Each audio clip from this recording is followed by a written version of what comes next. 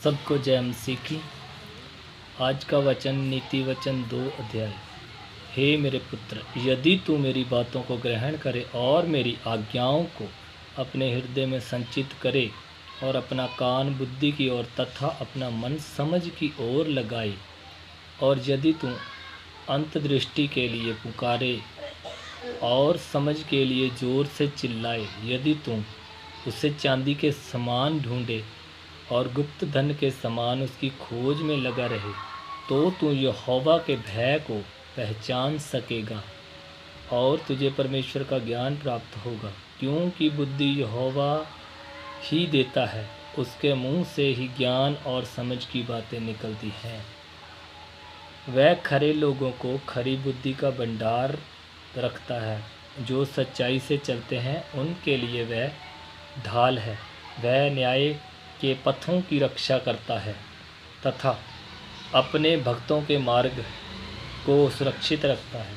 तब तू धार्मिकता का न्याय, निष्पक्षता वरन प्रत्येक भली चाल समझ सकेगा, क्योंकि बुद्धि तेरे हृदय में प्रवेश करेगी और ज्ञान तेरे मन को सुखद लगेगा। विवेक तेरी रक्षा करेगा, समझ तेरी देखभाल करेगी कि तुझे बुराई के मार्ग से और कुटिल बातें करने से मनुष्य से बचाए, अर्थात उनसे जो खराई के मार्गों को छोड़ देते हैं कि अंधकार के पथों पर चले। वह बुराई करने से आनंदित होते हैं और दुष्टता से भ्रष्ट कार्यों में मगन रहते हैं।